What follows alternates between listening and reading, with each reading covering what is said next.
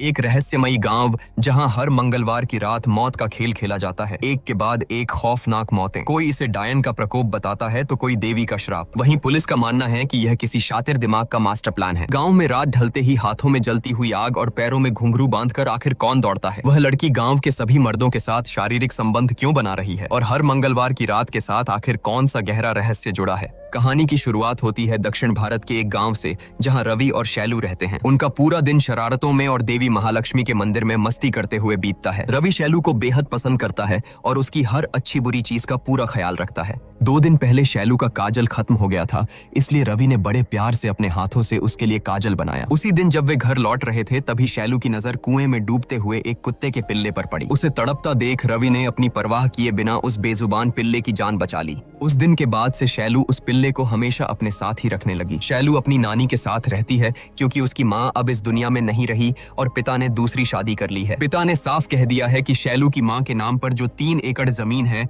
जब तक वह उसके नाम नहीं की जाती तब तक वह शैलू की जिम्मेदारी नहीं उठाएगा। लेकिन नानी उसका लालच और इसका अंजाम अच्छी तरह जानती है। उसे पता है कि यही जमीन शैलू के बड़े होने पर उसके भविष्य को सुरक्षित करेगी। इस तरह बचपन से ही माता पिता के प्यार के बजाय शैलू केवल उनका तिरस्कार सहते हुए बड़ी हो रही है। एक दिन मंदिर के पास रवि को बुरी तरह पीटकर काम के लिए दुकान पर भेज दिया जाता है। तब रवि के पिता शैलू के पास आकर बड़ी अजीब नियत से कहते हैं कि घर क्यों नहीं आती? क्या रवि ना हो तो आना नहीं होता? लेकिन याद रहे, कल जरूर आना। इसी तरह खौफ और मुश्किलों के बीच कुछ और दिन बीत जाते हैं। फिर एक दिन शैलू को पहली बार पीरियड्स आते हैं। घबराई हुई नानी तुरंत शैलू के पिता के घर फोन करती है, लेकिन उन्होंने एक न सुनी। उनका साफ कहना था कि वे उस घर में तभी कदम रखेंगे जब जमीन उनके नाम हो जाएगी। एक तरफ अपनों की बेरुखी और दूसरी तरफ एक औरत होने के पहले दर्द का एहसास। शैलू अंदर से डर गई थी। नानी ने उसे सांत्वना दी और समझाया कि एक औरत का जीवन बहुत कठिन होता है, लेकिन तू चिंता मत कर, सब ठीक हो जाएगा। लेकिन सब कुछ ठीक नहीं होने वाला था। एक रात गांव में अचानक चीख पुकार मच गई। शोर सुनकर शैलू घबराकर उठी। उसने देखा कि गांव वाले रवि के घर के सामने जमा हैं और पूरा घर धू धू कर जल रहा है। इस भयानक आग में रवि और उसका पिता दोनों ही जिंदा जलकर राख हो गए। इस दर्दनाक हादसे ने शैलू की जिंदगी की आखिरी उम्मीद भी छीन ली। इस दुनिया में एक वही था जिसे वह अपना समझती थी और आज वह भी उसे हमेशा के लिए छोड़कर चला गया। इसके बाद समय का पहिया घूमता है और 10 साल बीत जाते हैं। मंगलवार की आधी रात, पूरा गांव गहरी नींद में डूबा हुआ है। सन्नाटे को चीरते हुए गांव की सुनसान गलियों में एक कुत्ता बदहवाश भाग रहा है और उसके ठीक पीछे आ रही है एक रहस्यमयी औरत। उसके पैरों में बंधे घुंघरुओं की छम छम पूरे माहौल को खौफनाक बना रही है। उसके सिर पर और दोनों हाथों के मटकों में धधकती हुई आग जल रही है और फिर धीरे धीरे वह रहस्यमयी औरत उसी घने अंधेरे में गायब हो जाती है। अगली सुबह गांव वाले अपनी रोजमर्रा की जिंदगी में लौटते हैं। मिलन काका अपनी बीड़ी सुलगाते हुए चौराहे की तरफ जा रहे थे, तभी उनकी नजर एक घर की दीवार पर पड़ी और वे हैरान होकर वहीं रुक गए। देखते ही देखते वहां लोगों की भीड़ जुटने लगी। 2 से 3 और 3 से 30 लोग जमा हो गए। अय्याश राजू के पीछे बैठकर जा रही अंधी पुली भी भीड़ देखकर वहीं रुक गई। तभी डेनियल ग्वाला वहां आता है और भीड़ से पूछता है कि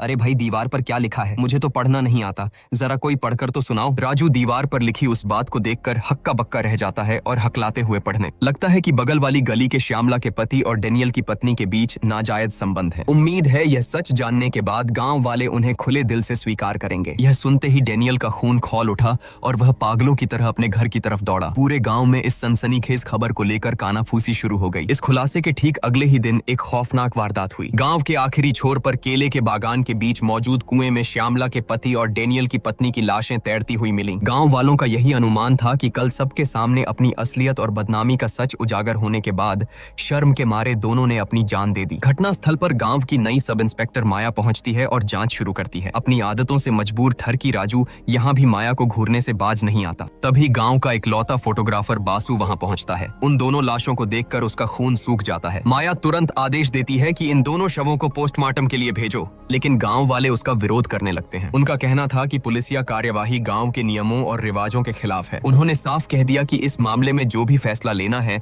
वह सिर्फ जमींदार बाबू ही लेंगे। इस गांव में जमींदार प्रकाश का हुक्म पत्थर की लकीर माना जाता है। हर कोई उनकी बात मानता है। प्रकाश स्वभाव से बेहद गुस्सैल और नास्तिक है, लेकिन उसूलों का पक्का और ईमानदार भी। उसका अपने पिता के साथ अजीब सा रिश्ता है। हर सुबह वह अपने मृत पिता की तस्वीर के आगे हाथ जोड़कर आशीर्वाद जरूर लेता है, लेकिन उसके तुरंत बाद उस तस्वीर पर जूते मारने से भी नहीं चूकता। इसकी वजह यह है कि उसके अय्याश और चरित्रहीन पिता ने उसकी मां को धोखा दिया था और दूसरी औरतों के पीछे अपना सारा पैसा और इज्जत बर्बाद कर दी थी। वहीं दूसरी तरफ प्रकाश की पत्नी राजेश राजेश्वरी देवी अपने पति के एकदम विपरीत हैं। उनका स्वभाव बेहद शांत है और वे दिन भर पूजा पाठ में मग्न रहती हैं। पूरे गांव के लोग उनका बहुत आदर करते हैं और उन्हें साक्षात देवी का रूप मानते हैं। प्रकाश घटनास्थल पर पहुंचता है और आते ही सब इंस्पेक्टर माया को सख्त लहजे में चेतावनी देता है कि किसी भी कीमत पर इन लाशों को पोस्टमार्टम के लिए नहीं भेजा जाएगा। यह मेरा गाँव है और यहाँ मेरा फैसला ही आखिरी फैसला है। मजबूरन माया को पीछे हटना पड़ता है। प्रकाश के आदेशानुसार डेनियल की पत्नी को ताबूत में रखकर दफना दिया जाता है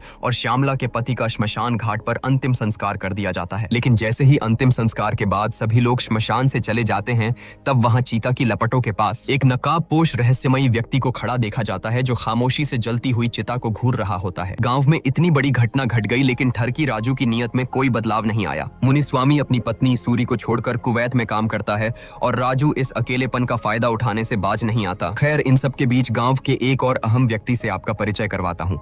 इनका नाम है डॉक्टर विजय। शादी के बाद अपनी बेटी को खोने के गहरे सदमे और दुख की वजह से उन्होंने शहर की जिंदगी छोड़ दी और अब इस गांव में लौट आए हैं। इधर रमन नाम का एक लड़का गुर्जा के घर निमंत्रण देने जाता है, क्योंकि अगले दिन गोविंद राजू के घर एक बड़ा कार्यक्रम है। इत्तेफाक से उस वक्त गुर्जा घर पर नहीं होता, तो रमन इस मौके का फायदा उठाकर गुर्जा की बहन से मिलने और बात करने की कोशिश करता है। गुर्जा को रमन बिल्कुल पसंद नहीं है, इसलिए वह हमेशा रमन पर कड़ी नजर रखता है। अगले दिन गोविंद राजू के घर बड़े ही धूमधाम से कार्यक्रम शुरू होता है। पूरा का पूरा गांव आमंत्रित है, लेकिन इस जश्न और चहल पहल के बीच भी लोगों की जुबान पर बस एक ही कानाफूसी चल रही है कि डेनियल की पत्नी और श्यामला के पति के नाजायज रिश्तों के बारे में उस रात दीवार पर किसने लिखा था। दीवार पर लिखे उस सच को लेकर गुर्जा और बासु के बीच हाथापाई शुरू हो जाती है, जिसे एक बड़े और भयानक झगड़े में बदलते देर नहीं लगी। इन सब बवाल और झमेलों से दूर गांव के पुजारी देवी की पूजा और मेले की तैयारियों में मग्न है। इस गांव में हर मंगलवार की रात देवी की बड़े ही धूमधाम से पूजा की जाती है, क्योंकि मंगलवार को देवी का सबसे शुभ दिन माना जाता है। लेकिन इस साल मेले के लिए पैसों की कमी पड़ गई। पुजारी हिम्मत जुटाकर जब जमींदार प्रकाश के पास चंदा मांगने गए,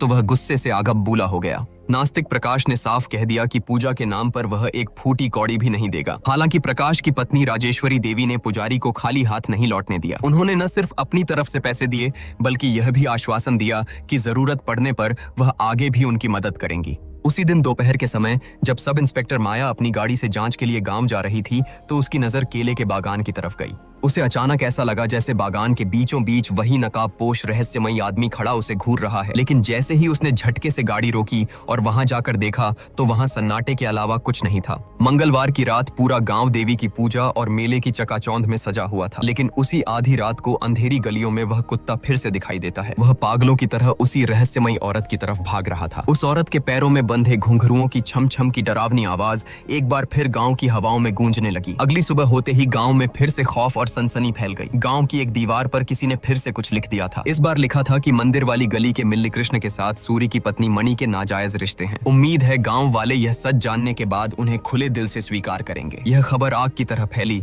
और इसके बाद ठीक वही हुआ जिसका सबको डर था। केले के बागान के पास वाले पुराने बरगद के पेड़ पर मिल्ली कृष्ण और मणि दोनों की लाशें फांसी के फंदे से लटकती हुई मिली। सब इंस्पेक्टर माया का शक सीधा गुर्जा पर जाता है, क्योंकि मिल्ली कृष्ण और श्यामला का पति दोनों ही गुर्जा के करीबी दोस्त थे। शक के घेरे से फोटोग्राफर बासु भी नहीं बच पाया, क्योंकि एक दिन पहले ही कार्यक्रम में बासु की भी हाथापाई हुई थी। तभी जमींदार प्रकाश एक बार फिर अपने रौब के साथ घटना स्थल पर पहुंचता है। लेकिन इस बार माया पीछे हटने वाली नहीं थी। उसने प्रकाश को साफ साफ शब्दों में चेतावनी दे दी कि इस बार लाशें हर हाल में पोस्टमार्टम के लिए जाएंगी, क्योंकि भले ही ये आत्महत्या लग रही हो, लेकिन इनके पीछे कोई बहुत गहरा और खौफनाक रहस्य छिपा है। माया को पूरा यकीन था कि यह सब गांव का ही कोई इंसान कर रहा है, वरना लगातार दो घरों के इतने गहरे और गुप्त राज किसी बाहरी इंसान को कैसे पता चल सकते हैं। अब सबसे बड़ा सवाल सबके जहन में गूंज रहा था कि आखिर कौन है जो इन नाजायज रिश्तों का सच पूरे गांव के सामने उजागर कर रहा है, और क्यों इन लोगों को मौत के घाट उतारा जा रहा है। और तो और एक और खौफनाक बात सामने आती है। डेनियल की पत्नी की लाश उसके ताबूत से रहस्यमयी तरीके से गायब हो चुकी थी। इसलिए अब पुलिस के पास इन दोनों लाशों की पोस्टमार्टम रिपोर्ट ही सच तक पहुंचने का इकलौता रास्ता बची थी।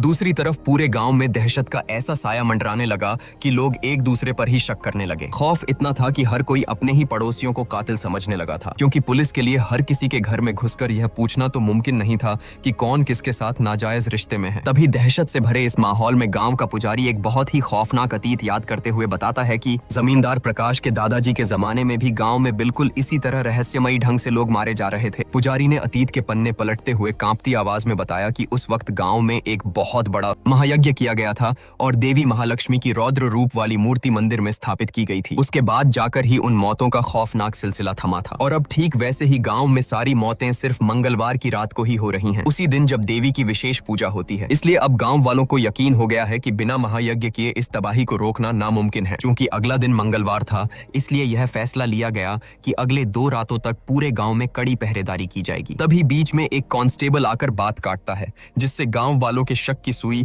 सीधे सब इंस्पेक्टर माया की तरफ घूम जाती है। उनके मन में सवाल उठने लगता है कि गांव में इस नई एसआई के कदम रखते ही ये रहस्यमयी मौतें क्यों शुरू हो गईं? कहीं ऐसा तो नहीं कि खुद ऑफिसर माया ही किसी साजिश के तहत ये सब करवा रही हो। खैर, गांव में ढिंढोरा पीटने की जिम्मेदारी पुली को दी गई। उसने ढोल पीट पीट कर पूरे गांव में ऐलान कर दिया कि आज रात कोई भी अपने घर से बाहर न निकले, क्योंकि हर मंगलवार की रात मौत उसी के दरवाजे पर दस्तक दे रही है जो नाजायज रिश्तों के दलदल में फंसा है। रात का साया ढलते ही पहरेदारी जोरों पर शुरू हो गई। गांव के अंदर की निगरानी का जिम्मा गुर्जा ने संभाला और बासु अपनी गाड़ी से गांव की सीमाओं पर गश्त लगाने निकल पड़ा। जैसे जैसे रात का अंधेरा और खौफनाक होता गया, खेतों की पगडंडियों पर दौड़ती हुई वह रहस्यमयी औरत एक बार फिर नजर आई।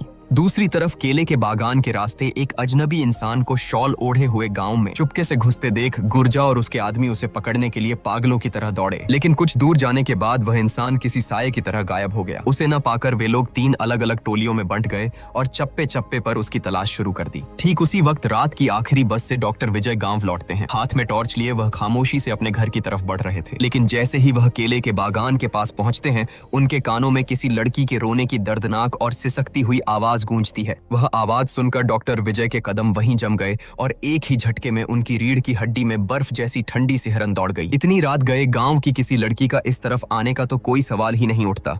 फिर भी डॉक्टर विजय ने हिम्मत जुटाई और उस रोने की आवाज का पीछा करते हुए सीधे केले के बागान के अंदर घुस गए। उधर दूसरी तरफ गुर्जा और उसके आदमियों ने उस शॉल ओढ़े अजनबी को ढूंढ निकाला और उसका पीछा करने लगे। भागते हुए उस आदमी पर गुर्जा ने सटीक निशाना साधकर अपना भाला फेंका, जो सीधा उस आदमी के शॉल को चीरता हुआ निकला। अपनी जान बचाने के लिए वह आदमी नदी में कूदकर भागने की कोशिश करता है, लेकिन आखिर में पकड़ा जाता है। जैसे ही उसके चेहरे से शॉल हटाया जाता है, सब चौंक जाते हैं। वह कोई और नहीं बल्कि उनका जाना पहचाना लड़का रमन था। इधर डॉक्टर विजय उस रोने की आवाज के सहारे जैसे ही बागान के बीचों बीच कुएं के पास पहुंचते हैं, उनकी आंखें फटी की फटी रह जाती हैं। उन्होंने देखा कि कुएं की मुंडेर पर एक लड़की की रूह बैठी है। उस लड़की ने डॉक्टर विजय की तरफ देखा, एक खौफनाक चीख मारी और सीधे उस गहरे कुएं में छलांग लगा दी। दहशत और हैरानी से बुत बने विजय के मुंह से कांपते हुए सिर्फ एक ही नाम निकला, शैलू। और इसी खौफनाक मंजर के साथ कहानी 18 महीने पीछे चली जाती है। छोटी सी शैलू अब बड़ी हो चुकी है। वह अभी भी अपनी नानी के साथ ही रहती है और उसके साथ है उसका बचपन का वो कुत्ता जिसे उसने कुएं में डूबने से बचाया था, जिसका नाम उसने प्यार से राजा रखा है। कॉलेज में पढ़ने वाली खूबसूरत और होशियार शैलू को अपने इंग्लिश टीचर शिवा से प्यार हो गया है। शिवा भी इस बात को बहुत अच्छी तरह जानता है, क्योंकि शैलू बहुत पहले ही उसका ध्यान अपनी ओर खींच चुकी थी। क्लास में शेक्सपियर की रोमांटिक कहानियां पढ़ाते पढ़ाते कब वे दोनों असल जिंदगी के रोमियो जूलियट बन गए, उन्हें खुद पता नहीं चला। पहली नजर में ही शैलू उस पर अपना दिल हार बैठी थी। लंबे समय तक उनका यह प्यार भरा रिश्ता छुप छुप कर चलता रहा। फिर एक दिन शिवा के जन्मदिन पर शैलू अपने हाथों से उसके लिए खीर बनाकर लाती है। खीर खिलाते वक्त जब दोनों के बीच नजदीकियां बढ़ने लगती हैं, तो शैलू घबरा जाती है और वहां से बाहर भाग खड़ी होती है। लेकिन कुछ ही पल बाद वह खुद को रोक नहीं पाती और वापस शिवा के पास लौट आती है। बाहर तेज बारिश हो रही थी और उस भीगती बारिश में दोनों जिस्म एक दूसरे की पनाह में सुकून ढूंढने लगते हैं। बिस्तर की खामोश गर्माहट उनके प्यार भरे स्पर्श में घुल जाती है और दोनों पूरी तरह से एक दूसरे के हो जाते हैं। इस तरह उन दोनों के रिश्ते की गहराई और भी बढ़ जाती है। प्यार और रोमांस में डूबे हुए ऐसे ही कुछ और महीने बीत जाते हैं। सब कुछ बहुत खूबसूरत चल रहा था, लेकिन तभी अचानक शिवा कई दिनों तक कॉलेज में क्लास लेने नहीं आता। जिस दिन शिवा वापस कॉलेज आया, शैलू का दिल दर्द से टुकड़े टुकड़े हो गया, क्योंकि शिवा अकेला नहीं लौटा था, बल्कि अपनी नई नवेली दुल्हन को साथ लेकर आया था। खबर मिली कि उसका तबादला हो गया है और वह हमेशा के लिए दूसरे कॉलेज जा रहा है। जाने से पहले बारिश में पूरी तरह भीगी हुई और सदमे में खड़ी शैलू के पास शिवा आया और बड़ी ही बेरहमी से ताना मारते हुए बोला कि शेक्सपियर की कुछ कविताएं ऐसी होती हैं जिन्हें रोज पढ़ा जाए तो इंसान बोर हो जाता है, इसलिए मौका मिलने पर उन्हें बस एक बार मजे के लिए पढ़ना चाहिए और फिर हमेशा के लिए छोड़ देना चाहिए। मेरे लिए तुम बिल्कुल उसी कविता की तरह थी। यह कहकर शिवा अपनी पत्नी के साथ गाड़ी में बैठकर वहां से चला गया। शैलू बीच सड़क पर खड़ी खड़ी फूट फूट कर रोने लगी। जिंदगी में पहली बार उसने किसी को इतनी शिद्दत से चाहा था और उसी इंसान ने उसके प्यार का ऐसा भयानक मजाक उड़ाया। शैलू किसी तरह अपने टूटे हुए दिल और आंसुओं को संभालकर घर लौटी, लेकिन वहां किस्मत उसका एक और कड़ा इम्तिहान ले रही थी। उसने देखा कि उसे बेइंतहा प्यार करने वाली उसकी इकलौती नानी भी हमेशा के लिए आंखें मूंद चुकी हैं। महज चंद घंटों के अंदर शैलू की हंसती खेलती जिंदगी पूरी तरह से तबाह हो गई। इतने सालों बाद भी उसके माता पिता का रवैया नहीं बदला था। उन्होंने नानी के अंतिम संस्कार में आने तक की जहमत नहीं उठाई, बल्कि अपना वही पुराना रटा रटाया लालची फरमान सुना दिया कि जब तक जमीन हमारे नाम नहीं करोगी हम तुम्हें अपने साथ नहीं ले जाएंगे। अपनों का यह लालच और लगातार मिलता तिरस्कार अब शैलू की बर्दाश्त से बाहर हो चुका था। गुस्से और दर्द में तड़पती शैलू ने पूरे गांव के सामने जमीन के कागजात अपने लालची पिता के मुंह पर दे मारे और उन्हें घर से निकाल दिया। बदले में उसे अपने ही पिता से सिर्फ बद्दुआएं और गालियां मिली। अब इस बड़ी सी दुनिया में उसका अपना कहने वाला सिर्फ उसका कुत्ता ही बचा था। शैलू ने खाना पीना सब छोड़ दिया और दिनों दिन बीमार और बेसुध सी रहने लगी। लेकिन कुछ समय बीतने के बाद शैलू के अंदर एक बहुत ही अजीब, विचलित करने वाला और खौफनाक बदलाव आने लगा। वह गांव के अलग अलग मर्दों के साथ शारीरिक संबंध बनाने लगी। एक के बाद एक अनगिनत मर्द, चाहे वह काम करने की जगह हो या राह चलता कोई अजनबी। यह उसके शरीर की कोई अनियंत्रित भूख थी या टूटे हुए मन का कोई अजीब सा रोग। शैलू इस भयानक द्वंद्व में बुरी तरह फंस चुकी थी। वह यह सब क्यों कर रही थी, इसका जवाब खुद उसके पास भी नहीं था। ऐसा लग रहा था मानो वह सच में शेक्सपियर की कोई लावारिस और इस्तेमाल की हुई कविता बनकर रह गई हो। धीरे धीरे गांव के अधेड़ उम्र से लेकर बूढ़ों तक हर मर्द की हवस भरी गंदी नजरें शैलू को घूरने लगीं। पूरे गांव में उसके नाम की कानाफूसी और बदनामी की आग फैलती जा रही थी। एक दिन बस से घर लौटते समय भीड़ में एक अनजान आदमी के सिर्फ छूने भर से ही शैलू के अंदर की वह अजीब सी बेचैनी और तलब फिर से बेकाबू होने लगी। अपनी उस असहनीय तलब को रोकने और खुद को किसी तरह शांत रखने के लिए कलाई पर लगातार रबर बैंड खींचकर खुद को चोट पहुंचाने लगी, ताकि उस शारीरिक दर्द से उसकी वो मानसिक बेचैनी दब सके। यह सिलसिला दिन ब दिन इतना बढ़ता गया कि एक दिन गोदाम के मालिक ने अपने 4 दोस्तों को शैलू का फायदा उठाने के लिए बुला लिया। लेकिन जब शैलू ने उसकी बात मानने से इनकार कर दिया तो उसने उस पर चोरी का झूठा इल्जाम लगाया और धक्के मारकर काम से निकाल दिया। इस भारी अपमान को शैलू सह नहीं पाई। उसने सोचा कि वह अपनी जान दे दे, लेकिन वह ऐसा करने की हिम्मत नहीं जुटा पाई। फिर अचानक एक दिन उसने गांव के बिट्टू नाम के एक लड़के को बुलाया और उससे कहा कि वह उसे बेंत से बुरी तरह पीटे। दरअसल शैलू अपने अंदर की उस अजीब सी शारीरिक तलब को दर्द के जरिए दबाने की कोशिश कर रही थी। बिट्टू को इसके पीछे का असल मकसद कुछ समझ नहीं आ रहा था, लेकिन न चाहते हुए भी उसे ऐसा करना पड़ा। इस तरह हर दिन बेतहाशा दर्द सहने के बावजूद वह अपनी इस अजीब सी बीमारी और तलब के आगे हार जाती थी और अनियंत्रित होकर एक के बाद एक संबंध बनाती रही। गांव का हर आदमी उसकी इस लाचारी का फायदा उठाने लगा। शैलू का खुद के शरीर और दिमाग पर अब कोई काबू नहीं रहा था। एक रात जब वह घर लौट रही थी तो कुछ लोगों ने उसका पीछा किया। अपनी आबरू बचाने के लिए उसने किसी तरह जंगल के बीच बने एक सुनसान घर में छुपकर अपनी जान बचाई। लेकिन इस तरह की बातें बहुत दिनों तक छुपी नहीं रह सकी। आखिरकार यह खबर गांव के जमींदार प्रकाश के कानों तक पहुंच ही गई। वह हमेशा से इन सब चीजों के सख्त खिलाफ था, इसलिए उसने तुरंत आदेश दिया कि शैलू को पकड़कर उसके सामने लाया जाए। उस दिन शैलू अपनी मां की साड़ी पहनकर शायद कहीं जाने की तैयारी कर रही थी,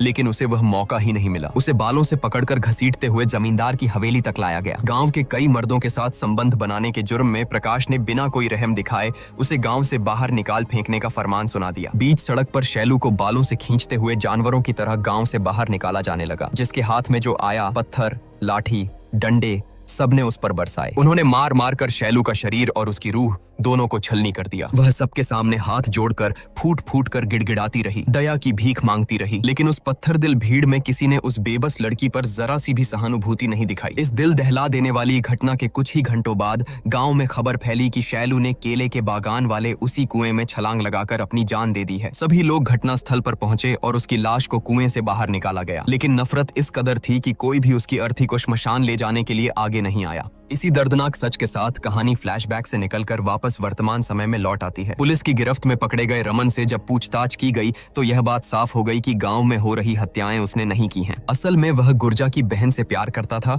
और उसे अच्छी तरह पता था कि गुर्जा इस रिश्ते को कभी नहीं मानेगा। इसलिए वह जानबूझकर दीवार पर उन दोनों का नाम लिखने गया था, ताकि बदनामी के डर से गुर्जा खुद ही अपनी बहन की शादी उससे करवा दे। उधर सब इंस्पेक्टर माया गहरे असमंजस में पड़ गई, क्योंकि पोस्टमार्टम की जो रिपोर्ट आई थी उसने पुलिस को पूरी तरह उलझा दिया था और रहस्यों का एक नया मायाजाल बुन दिया था। दूसरी तरफ केले के बागान में डॉक्टर विजय द्वारा शैलू की रूह को देखे जाने की खबर पूरे गांव में जंगल की आग की तरह फैल चुकी थी। रमन के निर्दोष साबित होने के बाद अब कातिल की तलाश और तेज हो गई। इसलिए अगले हफ्ते सोमवार की रात को ही गुर्जा अपने पूरे दलबल के साथ पहरेदारी के लिए निकल पड़ा। उसका मकसद साफ था कि आज रात चाहे कुछ भी हो जाए, उस कातिल को हर हाल में पकड़ना है। रात की हवाओं में जलती हुई मशालों की तपिश और दहशत घुली हुई थी। आज फिर से वही रहस्यमयी औरत अपने घुंघरुओं की डरावनी छम छम के साथ दौड़ रही थी। किसी अनजाने खौफ के साए में सब इंस्पेक्टर माया भी चैन की सांस नहीं ले पा रही थी, इसलिए वह भी अपनी जीप लेकर रात के अंधेरे में गांव की तरफ निकल पड़ी। इधर केले के बागान से घुंघरुओं की सिहरन पैदा करने वाली आवाज सुनकर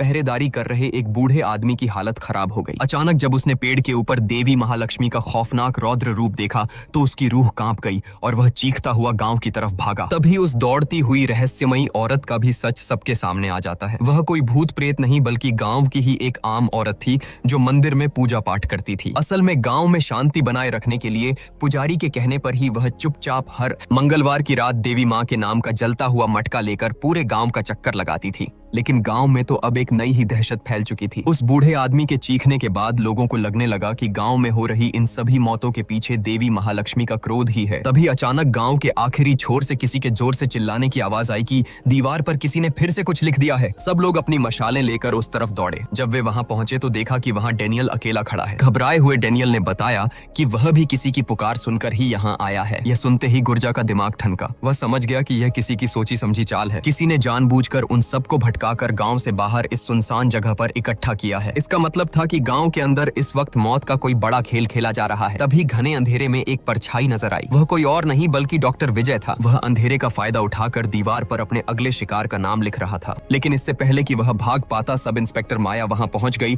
और उसने डॉक्टर विजय को रंगे हाथों पकड़ लिया। असल में पोस्टमार्टम की रिपोर्ट आने के बाद माया का पहला शक डॉक्टर विजय पर ही गया था, क्योंकि विजय यह बात बहुत अच्छी तरह से जानता था कि गांव वाले किसी भी कीमत पर लाशों को पोस्टमार्टम के लिए नहीं जाने देंगे। इसी बात का फायदा उठाकर उसने बड़ी आसानी से उन सभी को नशे की हैवी डोज देकर मौत के घाट उतार दिया था। रंगे हाथों पकड़े जाने पर विजय ने वहां से भागने की कोशिश की। माया और उसके बीच हाथापाई शुरू हो गई, लेकिन तभी मौका देखकर विजय ने माया की गर्दन में एक नशीला इंजेक्शन घोंप दिया और उसे बंदी बना लिया। दूसरी तरफ गांव के बाहर गश्त लगा रहा बासु जंगल के अंदर से आ रही किसी की आवाज सुनकर अकेला ही उस घने जंगल में घुस गया। लेकिन कहानी यहाँ से एक बेहद अजीब और चौंकाने वाला मोड़ लेती है। कुछ घंटों बाद जब माया को होश आया तो उसने खुद को बंदी पाया। उसने विजय से पूछा कि तुम यह सब क्यों कर रहे हो? आखिर किसके लिए तुम इतने लोगों की जान ले रहे हो? विजय की तरफ से बेहद ठंडी और खौफनाक आवाज में सिर्फ एक नाम गूंजा, शैलू। यह नाम सुनकर माया को जरा भी हैरानी नहीं हुई, क्योंकि जब से वह गांव आई थी उसने विजय और शैलू के बीच चल रहे तथाकथित नाजायज रिश्ते की कानाफूसी सुन रखी थी। माया को लगा कि शैलू को गांव से बेइज्जत करके निकाले जाने का बदला ही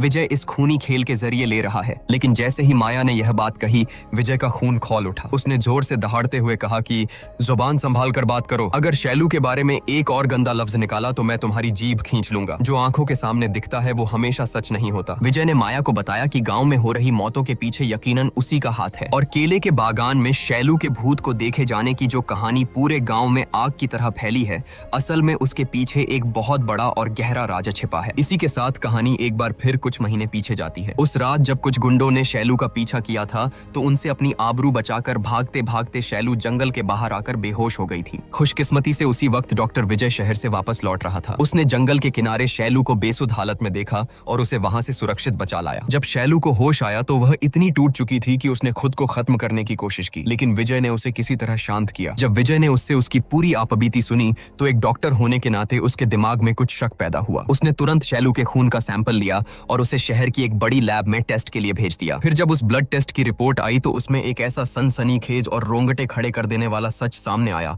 जिसने सब कुछ बदल कर रख दिया। असल में शैलू का चरित्र खराब नहीं था, बल्कि वह एक बेहद दुर्लभ और गंभीर बीमारी की शिकार थी। इस बीमारी में इंसान का शरीर सामान्य से 10 गुना ज्यादा हार्मोन्स बनाने लगता है, जिससे शारीरिक जरूरतें बेकाबू और असंभव हद तक बढ़ जाती हैं। बीमारी के आखिरी चरण में यह पूरी तरह नियंत्रण से बाहर हो जाता है। दिमाग और शरीर एक दूसरे के विपरीत काम करने लगते हैं। इसी वजह से मरीज अनकॉन्शियस हालत में कई लोगों के साथ शारीरिक संबंध बना बैठता है। यह खौफनाक बीमारी अक्सर उन लोगों को अपना शिकार बनाती है जो बचपन से ही किसी गहरे सदमे, अकेलेपन, भारी मानसिक तनाव और हार्मोनल असंतुलन से गुजरे हों, ठीक शैलू की तरह। जब इस बीमारी के मरीज को यह एहसास होता है कि उसका खुद के शरीर पर कोई काबू नहीं रहा तो वह या तो अपनी जान दे देता है या फिर खुद को भयानक दर्द देकर होश में रहने की तड़पती हुई कोशिश करता है। इसी वजह से शैलू लगातार अपने हाथ पर रबर बैंड खींचकर खुद को चोट पहुंचाती थी और बिट्टू को बुलाकर खुद को बेंत से बेरहमी से पिटवाती थी। वह कोई पागल नहीं थी, बल्कि शारीरिक दर्द के जरिए अपने बेकाबू होते जिस्म और दिमाग को काबू में रखने की जंग लड़ रही थी। विजय ने नम आंखों से माया को बताया कि मेडिकल साइंस में इस बीमारी की कोई दवा नहीं है। ऐसे मरीजों को सिर्फ प्यार और मानसिक सहारे से ही बचाया जा सकता है। 4 साल पहले डॉक्टर विजय की अपनी सगी बेटी ने ससुराल वालों से तंग आकर अपनी जान दे दी थी। विजय उसे बचा नहीं पाया था और इस बात के लिए वह हर दिन घुट घुट कर खुद को कोसता था। तभी किस्मत ने शैलू को उसके सामने ला खड़ा किया। विजय को शैलू में अपनी मरी हुई बेटी नजर आई। जिंदगी से मिले इस दूसरे मौके को विजय ने नहीं गवाया और उसने शैलू को अपनी बेटी की तरह पालना और संभालना शुरू कर दिया। लेकिन इस जाहिल गांव वालों की गंदी सोच ने एक बेबस बेटी और एक लाचार पिता के इस पवित्र रिश्ते को भी नाजायज संबंध का नाम दे दिया। विजय समझ चुका था कि अपने भविष्य और इस बीमारी के डर से शैलू खुद को तिल तिल कर खत्म कर रही है। लेकिन ठीक उसी वक्त घने अंधेरे में डूबी शैलू की जिंदगी में कोई एक उम्मीद की किरण बनकर आया। एक ऐसा इंसान जिसने शैलू का हाथ थामा। इसी खुलासे के साथ कहानी फ्लैशबैक से निकलकर वापस वर्तमान समय में लौट आती है। घने और खौफनाक जंगल में बासु के सामने वही नकाबपोश रहस्यमयी आदमी खड़ा है। बिना एक पल गवाए वह पूरी फुर्ती और दरिंदगी के साथ बासु को जान से मारने के लिए उस पर झपट पड़ता है। लेकिन बासु भी हार मानने वालों में से नहीं था। दोनों के बीच एक भयानक हाथापाई शुरू हो जाती है। लड़ते लड़ते बासु उस नकाबपोश आदमी पर चाकू से जोरदार वार करता है और उसे जमीन पर गिरा देता है। जैसे ही बासु सच जानने के लिए उस आदमी के चेहरे से नकाब नोचता है, अचानक अंधेरे को चीरता हुआ शैलू का कुत्ता खूंखार तरीके से बासु के ऊपर छलांग लगा देता है। राजा के इस अचानक हुए हमले से बासु पल भर के लिए अपना संतुलन खो बैठता है। तभी अचानक वह नकाबपोश आदमी अंधेरे को चीरता हुआ हवा में छलांग लगाता है और एक ही झटके में अपना त्रिशूल बासु के सीने के आर पार कर देता है। इस रोंगटे खड़े कर देने वाले खूनी मंजर के साथ ही दूसरी तरफ डॉक्टर विजय माया के सामने उस सबसे बड़े राज से पर्दा उठाता है। शैलू की जिंदगी में आई वो उम्मीद की किरण कोई और नहीं बल्कि उसका बचपन का दोस्त रवि था और वही इस वक्त नकाब के पीछे छुपकर बासु को मौत के घाट उतारकर अपना इंतकाम ले रहा है। जब रवि सालों बाद पहली बार शैलू के सामने आया था तो शैलू को अपनी आंखों पर यकीन ही नहीं हुआ था कि रवि जिंदा है, क्योंकि पूरे गांव को तो यही पता था कि उस रात की भयानक आग में रवि और उसका पिता जलकर राख हो गए थे। तो फिर उस रात असल में हुआ क्या था? कहानी फिर से एक दर्दनाक फ्लैशबैक में जाती है। उस दिन जब रवि के शराबी पिता ने बुरी नीयत से शैलू को अपने घर बुलाया था तो उसने शैलू के साथ घिनौनी हरकत करने की कोशिश की थी। असल में वह नीच इंसान पहले भी ऐसा कर चुका था, लेकिन शैलू तब इतनी छोटी और मासूम थी कि उसे इन सब बातों का मतलब ही समझ नहीं आता था। लेकिन उस दिन रवि ने अपने बाप को इस हैवानियत को अंजाम देते हुए रंगे हाथों पकड़ लिया। गुस्से से पागल हुए रवि ने अपने ही बाप को जान से मार डाला, पूरे घर में आग लगा दी और वहां से भाग निकला। उस भयानक आग में रवि का आधा चेहरा बुरी तरह झुलस गया था। भागते हुए उसे देवी के मंदिर के बाहर एक नकाब पड़ा मिला। उसने उस नकाब को पहन लिया और फिर वही नकाब उसकी नई पहचान बन गया। इस खौफनाक घटना के बाद रवि की कभी हिम्मत ही नहीं हुई कि वह अपने जले हुए चेहरे और कातिल हाथों के साथ शैलू का सामना कर सके। इसलिए वह बिना किसी को बताए दुनिया की नजरों से गायब हो गया। पूरे गांव के लिए वह मर चुका था, लेकिन असल में वह एक साये की तरह हमेशा शैलू के आसपास भटकता रहा और हर पल उस पर नजर रखता रहा। फिर सालों बाद जब शैलू अपनी जिंदगी के सबसे गहरे अंधेरे और अकेलेपन से गुजर रही थी, तब रवि ने उसके सामने आकर उसे शादी के लिए प्रपोज किया। शैलू ने रोते हुए मना कर दिया और कहा कि उसका जिस्म अब अपवित्र हो चुका है, वह इस लायक नहीं रही। लेकिन रवि ने उसे गले लगाकर कहा कि उसे इन सब बातों से कोई फर्क नहीं पड़ता। उसने बचपन से देखा था कि शैलू ने अपनों और इस दुनिया से कितना दर्द सहा है। रवि की नजरों में शैलू आज भी गंगा की तरह पवित्र थी। यह सुनकर डॉक्टर विजय बेहद खुश हुए। उन्होंने फैसला किया कि वह खुद मंगलवार की रात देवी महालक्ष्मी के मंदिर में उन दोनों की गुपचुप शादी करवाएंगे। शादी का जोड़ा और बाकी सामान खरीदने के लिए विजय सोमवार की रात रवि को अपने साथ शहर ले गए। लेकिन जब वे अगली सुबह खुशी खुशी गाँव लौटे तो उनके पैरों तले जमीन खिसक गई। उन्हें खबर मिली कि गाँव वालों द्वारा सड़क पर घसीटे जाने और उस भयानक जिल्लत और अपमान को बर्दाश्त न कर पाने की वजह से शैलू ने कुएं में कूदकर अपनी जान दे दी है। इस मनहूस खबर ने पल भर में रवि के सारे हसीन सपनों को चकनाचूर कर दिया। जब निर्दयी गांव वाले शैलू की लाश को नदी में फेंकने पर आमादा थे, तब डॉक्टर विजय ने उनसे झूठ कहा कि उसने शहर की म्यूनिसिपैलिटी को खबर कर दी है और वे लोग आकर लाश को ले जाएंगे। उस दिन एक तरफ बचपन का वो प्रेमी हार गया था और दूसरी तरफ अपनी बेटी खो चुका एक पिता। दोनों ही शैलू को बचाने में नाकाम रहे थे। यह दर्दनाक दास्तान सुनकर सब इंस्पेक्टर माया ने विजय से पूछा कि अगर सच ये था तो तुमने गांव वालों को शैलू की इस बीमारी के बारे में क्यों नहीं बताया? कम से कम पुलिस जांच के दौरान मुझे तो सच बता सकते थे। इस पर विजय ने समाज की एक कड़वी सच्चाई बयान करते हुए कहा कि हम एक ऐसे समाज में जीते हैं जहां औरतों को पीरियड्स होने पर मंदिर या मस्जिद में जाने की इजाजत नहीं होती। ऐसे जाहिल समाज और इस गांव से यह उम्मीद करना कि वे शैलू की इस अजीब और जटिल बीमारी को समझेंगे, यह सोचना ही सबसे बड़ा मजाक है। माया ने पलटकर कहा कि इसका मतलब यह तो नहीं कि शैलू ने अपनी जान दे दी तो तुम दोनों मिलकर पूरे गांव वालों को एक एक करके मौत के घाट उतार दोगे? तभी विजय ने एक गहरा राज खोलते हुए कहा कि मैंने पहले ही कहा था ना कि जो आंखों के सामने दिखता है वो हमेशा सच नहीं होता। शैलू ने कुएं में कूदकर जान नहीं दी थी, बल्कि उसे बेरहमी से मारा गया था। यह सुनकर माया के पैरों तले जमीन खिसक गई। विजय ने आगे बताया कि गांव में अब तक जिन 4 लोगों की मौत हुई है वे चारों शैलू की मौत के गुनहगार थे, लेकिन अभी भी 2 कातिल जिंदा हैं, जिनमें से बासु को शायद अब तक रवि ने खत्म कर दिया होगा और उस आखिरी छठे कातिल को मैं अपने हाथों से मौत के घाट उतारूंगा। हैरत में डूबी माया ने कांपती आवाज में पूछा कि आखिर कौन है वो छठा इंसान? और यहीं पर सामने आता है इस कहानी का सबसे बड़ा और रोंगटे खड़े कर देने वाला ट्विस्ट,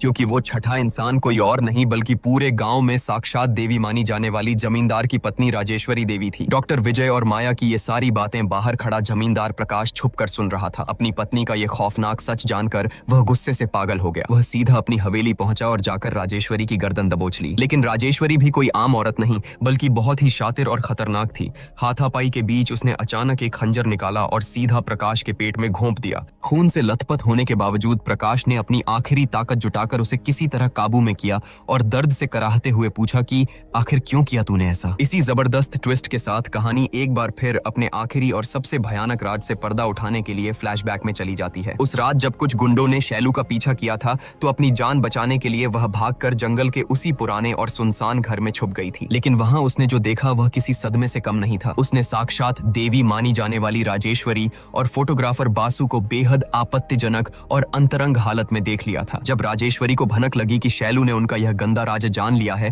तो समाज में अपनी देवी वाली झूठी इज्जत खाक में मिलने के डर से वह खौफ से भर गई। उसने तुरंत अपने 4 वफादार प्यादों को बुलाया। डैनियल की पत्नी मिल्ली कृष्ण, सूर्य की पत्नी मणि और श्यामला का पति, ये वही 4 लोग थे जो आपस में नाजायज रिश्ते बना रहे थे। राजेश्वरी ने उन चारों को आदेश दिया कि पूरे गांव में शैलू के चरित्र को लेकर इतनी गंदी अफवाहें फैलाओ कि गांव वालों के मन में उसके लिए रत्ती भर भी हमदर्दी न बचे। और तो और उसने यही जहर बड़ी चालाकी से अपने पति प्रकाश के कानों में भी भर दिया। आखिरकार राजेश्वरी की यह खौफनाक चाल कामयाब हुई। प्रकाश द्वारा शैलू को सरेआम जलील करके गांव से निकाले जाने के बाद उसी रात ये 6 लोग मिलकर बेबस शैलू को केले के बागान में ले गए। शैलू उनके पैरों में गिरकर रोती रही, गिड़गिड़ाती रही और अपनी जान की भीख मांगती रही। उसने कसम खाई कि वह अगली सुबह ही यह गांव हमेशा के लिए छोड़ देगी और किसी को उनका राजा नहीं बताएगी। लेकिन शैतान बन चुकी राजेश्वरी के दिल में कोई रहम नहीं था। उसके इशारे पर बासु ने शैलू का गला घोंटकर उसे बेरहमी से मार डाला और उसकी लाश को उसी कुएं में फेंक दिया, ताकि पूरे गांव को यही लगे कि जिल्लत और अपमान बर्दाश्त न कर पाने की वजह से शैलू ने खुद आत्महत्या कर ली है। इसी भयानक सच के साथ कहानी एक बार फिर वर्तमान में लौट आती है। अब सारे रहस्यों से पर्दा उठ चुका था। यह घिनौना सच जानकर प्रकाश का गुस्सा 7वें आसमान पर था। उसने राजेश्वरी के बाल पकड़े और उसे घसीटते हुए छत से नीचे आंगन में फेंक दिया। फिर उसके तड़पते हुए शरीर पर मिट्टी का तेल छिड़कते हुए प्रकाश ने एक बेहद दमदार बात कही कि जरूरत से ज्यादा लालच इंसान के मन को मैला कर देता है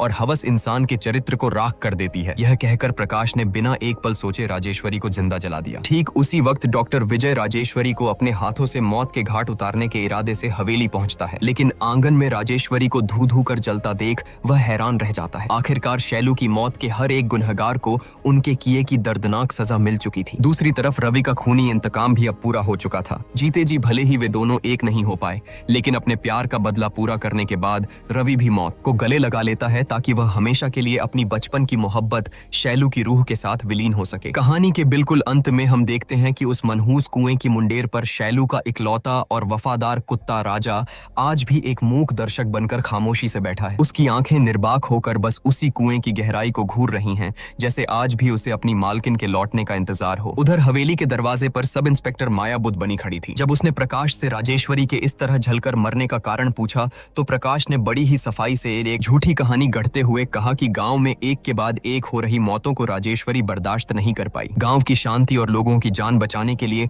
उसने खुद को देवी महालक्ष्मी के चरणों में समर्पित कर दिया और अपनी बलि दे दी। इसलिए अब इस मामले में किसी जांच की कोई जरूरत नहीं है। उसी रात जब डॉक्टर विजय प्रकाश के घावों का इलाज करने के लिए हवेली आया तो उसने प्रकाश से सीधा सवाल किया कि तुमने उसे अपने हाथों से जिंदा जलाया और फिर गांव वालों के सामने उसे एक महान देवी बनाकर क्यों पेश किया। प्रकाश ने एक गहरी सांस ली और बेहद संजीदगी से कहा कि यह पूरा गांव राजेश्वरी को साक्षात देवी मानता था डॉक्टर। अगर मैं उन्हें सच बता देता तो उनका वो पवित्र विश्वास हमेशा के लिए टूट जाता। और याद रखना, जब इंसान का विश्वास टूटता है तो प्यार, डर और भक्ति सब खत्म हो जाता है। बचती है तो सिर्फ मूर्खता और अराजकता। अपनी बात खत्म करने के बाद प्रकाश ने अपनी तेज नजरों से विजय की आंखों में देखा और पूछा कि मैंने तो तुम्हारे सवाल का जवाब दे दिया, लेकिन मुझे मेरे सवाल का जवाब अब तक नहीं मिला। शैलू की मौत वाले दिन तो तुम रवि के साथ शहर में थे, फिर तुम्हें कैसे पता चला कि शैलू ने आत्महत्या नहीं की थी बल्कि उसका कत्ल हुआ था? यह सवाल सुनते ही डॉक्टर विजय जोर जोर से पागलों की तरह हंसने लगा। और इसी हंसी के साथ सामने आता है इस फिल्म का एक और माइंड ब्लोइंग ट्विस्ट। असल में पूरे गाँव में जिस पुली को सब अंधा समझते थे वह बिल्कुल भी अंधा नहीं था। वह बस सालों से मुफ्त का खाना और लोगों की सहानुभूति बटोरने के लिए अंधेपन का नाटक कर रहा था। जिस रात केले के बागान में उन 6 लोगों ने मिलकर बेबस शैलू का बेरहमी से कत्ल किया था, उस रात वह अंधा पुली वहीं छुपकर सब देख रहा था। उसी ने आकर डॉक्टर विजय और रवि को शैलू की मौत का वो खौफनाक सच बताया था, जिसके बाद उन दोनों ने मिलकर एक एक गुनहगार को चुन चुन कर मारा और शैलू की मौत का बदला लिया। कुछ महीनों की शांति के बाद गांव की दीवारों पर एक बार फिर से किसी के गुप्त राज लिखे जाने लगे हैं। पूरे गांव में फिर से खौफ और दहशत का वही साया मंडराने लगा है। लेकिन इस बार कातिल कौन है? क्या डॉक्टर विजय ने उस रात केले के बागान में शैलू की जो रूह देखी थी वह सच में शैलू का भूत था? एक बात तो सच है कि इंसान चाहे कितना भी बड़ा गुनाह कर ले और इंसानों के बनाए कानून की आंखों में धूल झोंक दे, लेकिन प्रकृति और ईश्वर के न्याय से कोई नहीं बच सकता। उनके किए की सजा उन्हें मिल ही जाती है। इस रोंगटे खड़े कर देने वाले सस्पेंस और एक जबरदस्त ओपन एंडिंग के साथ आज की हमारी यह मास्टरपीस फिल्म मंगलवार यहीं समाप्त होती है। दोस्तों, इस कहानी ने तो सच में रोंगटे खड़े कर दिए, लेकिन एक सवाल मैं आप पर छोड़ता हूँ। इस पूरी कहानी में आपके हिसाब से असली विलेन कौन था? वो जाहिल गाँव वाले, शातिर राजेश्वरी, या फिर खुद शैलू की खराब किस्मत? अपना जवाब कमेंट्स में जरूर लिखें और इसी तरह की फिल्मों का एक्सप्लेनेशन देखते रहने के लिए हमारे चैनल झटपट बॉलीवुड को जरूर सब्सक्राइब करें।